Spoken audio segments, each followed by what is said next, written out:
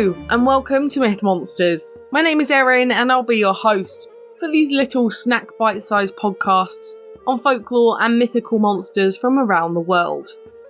These podcasts focus on the actual cryptids, folklore and mythic monsters from global mythology, rather than focusing on the full stories of heroes and their big adventures. I'll also be dropping in some references that they have to recent culture and where you can see these represented in modern day content so that you can learn more and get as obsessed as I am about these absolute legends of the mythological world. It's August, if you can believe it. 2024 is going very fast. And obviously if you're listening in the future this must be quite strange, but it was going very fast if you're listening in the future. Although, I cannot complain. I've been a very, very busy bee for the last few months, so I'm hoping it might die down soon so I can get some well-deserved rest. That would be great. I am seeing Deadpool and Wolverine this weekend though, and I'm very excited for that. Obviously, no spoilers please, that would be great, but very excited. Anyway, enough about me. We are staying in Europe for this week's monster and heading over to a skiing hotspot to get away from the heat of the summer. We are going over to the Alpine region of southeastern Europe for the Tatzelwurm this week. The Tatzelwurm is described as a half-snake, half-cat dragon-like creature. It's about 5 to 7 feet in length, with a grey, long, winding body covered in scales, much like a snake, and 2 or 4 arms with clawed hands. It has a cat-like upper half with a light layer of fur, sharp teeth and pointed ears, and it generally slinks about the Alps. It's sometimes said to have more than 2 limbs, sometimes having multiple ones like a massive caterpillar, or even only being a few inches long and slightly resembling an axolotl. But the most common description is of this slightly larger, Asian dragon style inspired monster.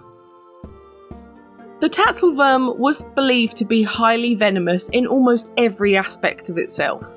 It was able to breathe poisonous breath, had a venomous bite with poisonous saliva which could kill anyone who was bitten, as well as acidic blood which could burn through skin and surfaces. You could tell one was around by hearing a high-pitched noise or hissing sound, but generally they tend to stay away from people.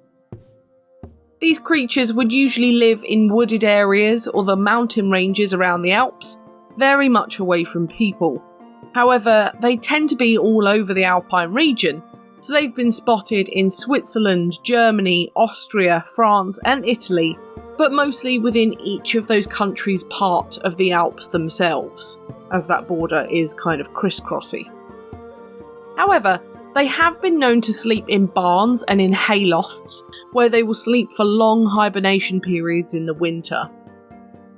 Tatzelwurm only really bothered people when they were caught feeding on their livestock, but they wouldn't eat the cows and sheep themselves. They would suckle from their udders for milk. They were also incredibly defensive around their young, which they would carry around on their back like little possums, but we're not sure if they were reptilian and were born through eggs. However, it does show that there were plenty of them around to be reproducing, and actually have that noted within some of these stories. Generally, you could kill a Tatzelwurm by the usual means of slaying a small lizard. It doesn't seem particularly like a brave act, although their bites did kill you, so maybe it was. You could just tread on it, or stab it with something, maybe drop something heavy on it.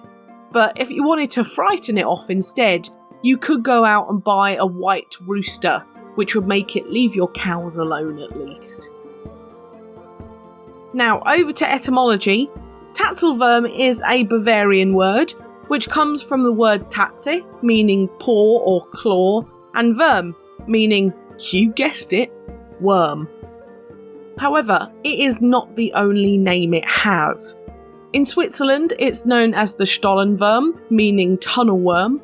In Austria, it was Bergschlitz, meaning mountain stump. And in France, Arassaz.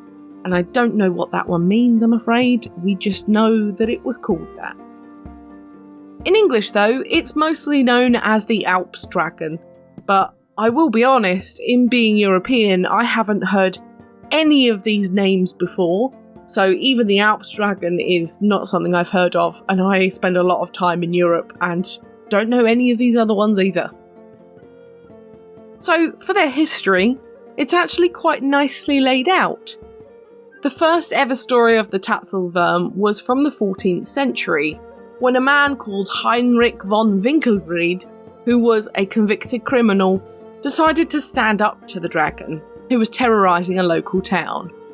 He fought off and killed the monster in exchange for his freedom, but unfortunately, once he'd killed it, decided to celebrate by holding up his bloodied sword, with a single drop of the Tatzelwurm's blood dripping onto his hand and killing him instantly. This story is the first of many with the Tatzelwurm, and really is the only history that we have to prove that it ever was in mythology. Not that that is a surprise when it comes to mythical monsters. It is very common that we don't have a biological or scientific or really historic fact text to talk about them. It is usually a story that has been told through the ages that gives them any credibility and really makes them stick around in folklore. The more precise story in terms of dates was in 1779, when a man called Hans Fuchs went through the mountains walking one day and bumped into two Tatzelwurm, who apparently had the same idea as him. They gave chase all the way back to his home, and once he was safe inside, Hans told his family of the monsters and then died of a heart attack from the shock. He gave us the best description of the monster we have to this day, with the cat face and that serpentine body. In 1828, the Tatzelwurm had been written into history when an Austrian peasant found the body of a supposed Tatzelwurm, which was half eaten by crows by the time he got it home. The body was such a marvel back in the day that the Tatzelwurm was considered a real creature all through the 1800s. So much so that it was even considered at one point to have just gone extinct rather than be a mythical beast that we haven't been able to prove existed. There were a couple more sightings within the 19th and 20th centuries, but in the 1930s and 60s, there were two big hoaxes around this monster too.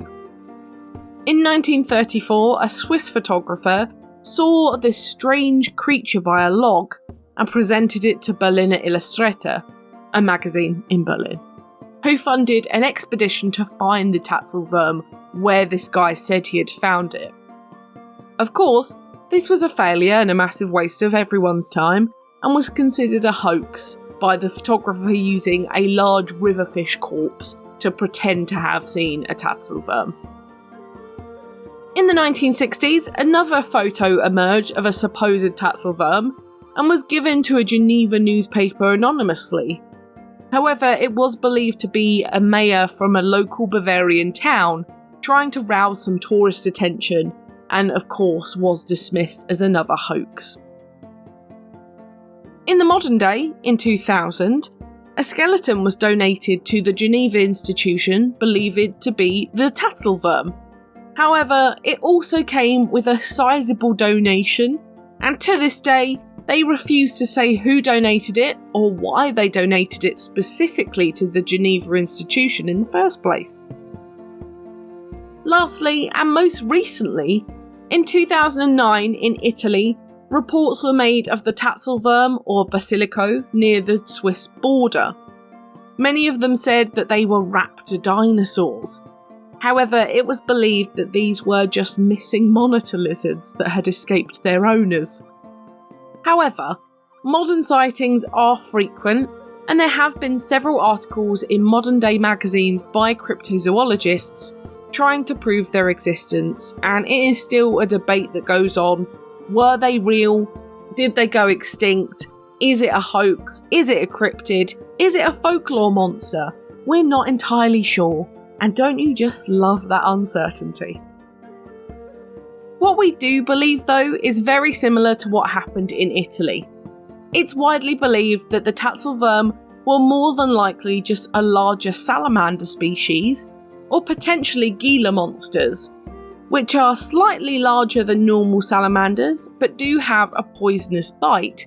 As well as being some of the most venomous creatures on the planet, they are also one of the very few venomous lizards, so they are certainly not to be messed with, although I think you can still have them as pets.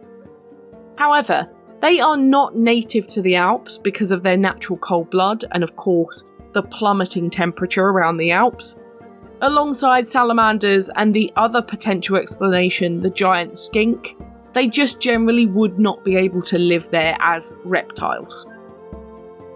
Of course, in the mythology space, we can compare them to mostly dragons, but not our normal European Game of Thrones-esque beasts that you're thinking of.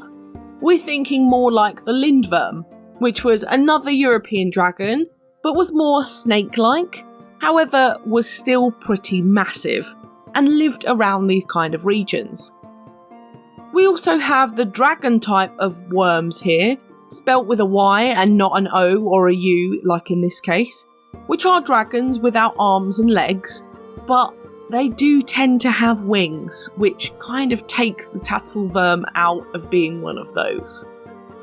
Lastly, we do have the Asian dragons, who were said to have shorter arms and legs and more serpentine-like bodies. However, they are considerably larger than the Tatzelwurm, and how likely is it that an Asian dragon got over to Europe? Pretty unlikely. The only other similar monster that is shouting at me is the basilisk. This European and serpentine beast was pretty fearsome and also incredibly venomous to humans, as well as having that petrifying glare. These were born from a mix of a chicken and a snake, and so also fit into our hybrid model for the Tatzelwurm, as well as being in the right kind of location. However, they are still a bit larger than the Tatzelwurm, so maybe they're just a really big, feathery cousin. I've covered the basilisk before, so you are more than welcome to have a look at that episode if you want to learn more about them, and dragons in general we'll be covering sooner than you think. Ooh, secrets. Now, on to modern media. We don't really have anything for the Tatzelwurm itself, bar some video games. However, I found a gold mine of cat-like dragons and a trope that I think works for this one, for media at least. For art, there are a few portrait bits hanging around.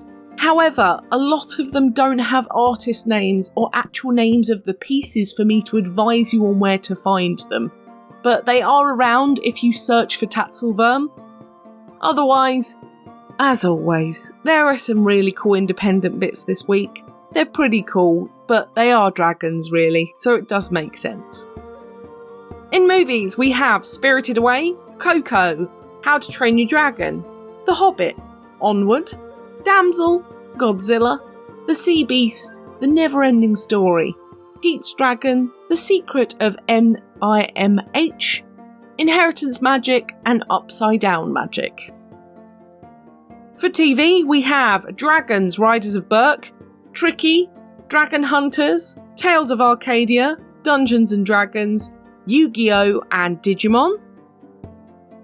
In video games, we have ones such as Elder Scrolls, Pokemon, Monster Hunter, Cookie Clicker, World of Warcraft, Spyro the Dragon, Puzzle and Dragons, Freedom Planet, Luna, Dragalia Lost, Monster Sanctuary, Flight Rising, The Battle Cats, Dragon City, Final Fantasy, and Dragon Creek. My book recommendation this week is for Giants, Monsters and Dragons, an encyclopedia of folklore, legend and myth by Carol Rose, for a whole load of dragon folklore. Unfortunately, there's not many books out there on alpine folklore, but you can look at European mythology by Jacqueline Simpson for a much wider European view on mythology. But now it's time for Do I Think They Existed? It's a pretty crazy hybrid monster, and generally my rule of thumb is that I don't tend to go with these, and this one is unfortunately no exception. It's also more of a modern monster, making it almost that cryptid, and in some circles it is considered one too, and that just kind of adds to the unbelievability, I'm afraid. In reality, I think they're definitely right. It could just be a salamander, and I'd love it to be a Gila monster, that would be really cool. But realistically, they're probably just a large lizard that someone was like, oh, it's got a slightly cat-like face. It's definitely a dragon, even though it's not flying at me or anything, and that's what my mythology has always told me dragons look like. So it is a weird one. I also can't say I've heard of this monster before, and considering I'm European, I'm very surprised. We love our dragon types over here, but I think we mostly just scoop them all up under a dragon category and kind of leave it at that. Only really looking into them if you're from a specific place or have a specific connection to any separate dragon types. However, this monster merges two of my favourite animals, cats and snakes. And then in the mythology with the dragon bit, and I'm well into this, so I'm sad that it probably isn't wandering about, but with our history of dragons over here in Europe, it doesn't particularly surprise me that this kind of monster has believed to be existed, and I respect it. But what do you think? Did the Tatzelwurm roam the Alpine mountains? Let me know on Twitter, I would love to know what you think about this one. I personally really liked this one, and it really did have very little information about it around the World Wide Web. And as I said, I can usually use my own brain for European monsters and kind of go off of that as a starting board, and definitely dragons as well. But not this time. All of that Game of Thrones and House of the Dragon watching has really fueled my love for them recently, and this one I'm just kind of considering as a sweet little far away second removed cousin. And I didn't really know anything about it, so I hope you enjoyed learning about this one with me too. Next week though, we're staying in Europe, but we are heading north to Scandinavia for a legendary Norse monster, and it is just a singular one, so I hope you're bringing something to appease all three of Garma's heads next Thursday, because it should be a really exciting one. For now, thank you so much for listening. It's been an absolute pleasure. If you enjoyed this podcast, please give it a rating on the service you are listening on. I've got the Twitter for any questions or suggestions on what monsters to cover next, and I'd really love to hear from you. The social media handles for TikTok, YouTube, Threads and Instagram are Myth Monsters Podcast, and the Twitter is Myth Monsters Pod. But all of our content can be found at mythmonsters.co.uk, including some very cool merchandise if you fancy it. And you can also find us on Good Pods, Buy Me a Coffee and Patreon if you want to help me fund the podcast too. Come join the fun though. Share this with your pals. They might love me as much as you do. But for now, stay spooky. And I'll see you later, babes.